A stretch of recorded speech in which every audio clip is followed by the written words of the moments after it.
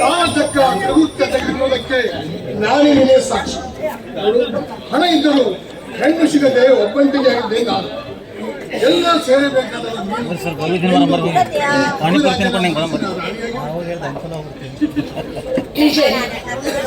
ಅಭಿನೇತ್ರಿಯಾಗಿ ಹೆಸರನ್ನ ಮಾಡಿದ್ರು ಕೂಡ ಹಿಡ್ಕೊಂಡು ಹುಡುಕ್ತಾ ಇದ್ದೆ.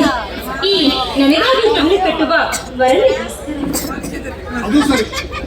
ನೋಡು ದೇವ ಸಂಕಲ್ಪ ಹೇಗೆ. ನಿನ್ನನ್ನು ಮದುವೆಯಾಗಬೇಕಿದ್ದ ಸತ್ಯವ ಸೆರೆಮನೆ ಪಾಲಾದ ನನ್ನ ಅರಮನೆಯ ರಾಣಿಯಾಗಿ ಮಾಡಿಬಿಟ್ಟರು ಆ ಚೌಡೇಶ್ವರಿ ಅಮ್ಮ.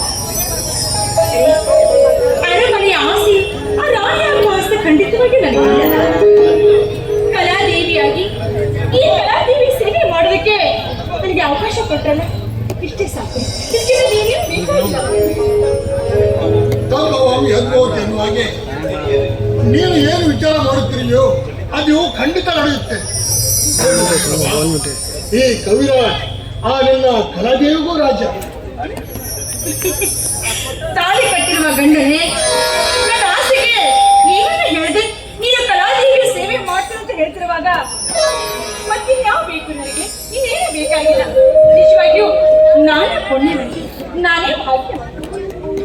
ಕಾಂತಿ, ನಿನ್ನಲ್ಲಿ ಆಸ್ತಿ ಅಂತಸ್ತು ಇಲ್ಲದಿದ್ದರೆ ಏನಂತೆ? ಆ ಕಲಾಶಾರದೆ ನಿನಗೆ ಸೌಕರ್ಯವನ್ನು ನೀಡಿದ್ದಾಳೆ. ಪ್ರತಿಯೊಬ್ಬರ ತಾಯಿಯಲ್ಲೂ ನಿನ್ನಂತ ಕಲಾಶಾರದೆ ಜನಿಸರೆ ಅದು ಎಷ್ಟೋ ಒಳ್ಳೆಯದಂತ ಕಾಣುತ್ತೆ. ಹೌದು, ಅಭಿನಯದಲ್ಲಿ ನಾನು ಸಾಧ್ಯ ಮಾಡೋದಕ್ಕೆ ನನಗೆ ನನ್ನ ಆದರ್ಶ ಗುರುವಾಗಿರುವ ಗಾನಗಾರುಡಿ, ಗಾನ ಗಂಧರ್ವ, ಗಾನ ಕೋಗಿಲೆಯಲ್ಲಿ ಬಿರುದು ಪಡೆದಿರುವ ಶ್ರೀ ಗುರು ಪುಟ್ಟರಾಜ ಗವಾಯಿಗಳೇ ಆದರ್ಶ ಗುರುಗಳು. ಇವರು ನನಗೊಂದು ಗುರುಗಳಲ್ಲ, ಎಷ್ಟು ರಂಗ ಕಲಾವಿದರಿಗೆ ಅವರೇ ಶ್ರೀ ಗುರು ಪುಟ್ಟರಾಜ ಗವಾಯಿಗಳೇ ಗುರುಗಳು.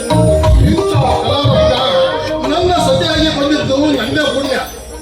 ಹಾ ಮಣಿಪ್ರಭಾ, ಕೆಲವು ದಿನಗಳಿಂದ ನಿನ್ನ ವರ್ತನಲ್ಲಿ ಏನೋ ಬದಲಾವಣೆ ಕಾಣ್ತಾ ಇದೆ.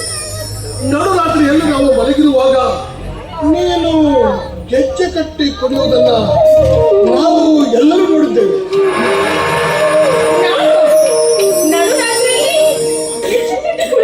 ಹೌದು. ಏನ್ ತಮಾಷೆ ಮಾಡ್ತೀರಾ ಅಂದ್ರೆ? ನಡುರಾತ್ರಿ ಒಂದು ನಿಮಿಷ ಬಿಡದೆ ತಪ್ಪಿ ಮಲಗಿರ್ತೀರಾ? ನೀವು ಬಿಟ್ಟು ಎಲ್ಲಿ ಹೋಗಿ ನಾನು ಸುಮ್ಮನೆ ಇರಿ. ನೋಡು, ನಮ್ಮ ತಾಯಿ ಚಂದ್ರಾದೇವಿ ಈ ಮನೆಯಲ್ಲಿ ಆತ್ಮಹತ್ಯೆ ಮಾಡಿಕೊಂಡಿದ್ದು. ಆವಾಗಿಂದ ಇಲ್ಲಿವರೆಗೂ ಏನೋ ದೆವ್ವ ಪಿಶಾಚಂತ ಏನೋ ನಡೀತಾನೆ ಇದೆ. ಸುಮ್ಮನೆ ಇರಿ. ನೀವಂತರೂ ಏನೋ ಹೇಳ್ತಾ ಇರ್ತೀರಾ, ಅದ್ರ ಬಗ್ಗೆ ಬಿಟ್ಬಿಡಿ. ನಾನು ಏನಕ್ಕೆ ಬಂದಿದ್ದೀವಿ? ನಮ್ದು ಮುಂದಿನ ವಾರ ರಾಜ್ಯ ಮಟ್ಟದಲ್ಲಿ ಕಾರ್ಯಕ್ರಮ ಇದೆ. ಅದು ರಂಗಕಲೆಗೋಸ್ಕರ ತಾನೇ ನಾವು ಇಲ್ಲಿ ಬಂದಿರೋದು. ಅದನ್ನ ಬಿಟ್ಟು ನೀವು ಏನು ವಿಷಯ ಹೇಳ್ತಿದ್ದೀರಲ್ಲ? ಸರಿ ಬಳಿಕಮ್ಮ, ನೋಡು, ನಿನ್ನ ರತಿಯಾಗಿ ಈ ನಿನ್ನ ಪತಿ ದೇವರು ನೀಡುತ್ತಿರುವ ಗೆಜ್ಜೆ.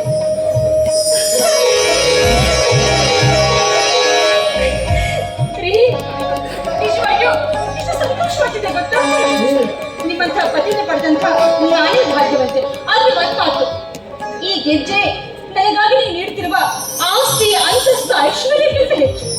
ಹೀಗಿರ್ಬೇಕಾದ್ರೆ ನಿಮ್ಮ ಕೈಯಾರೆ ನೀವೇ ನನ್ನ ಕಾಲ್ಗಳ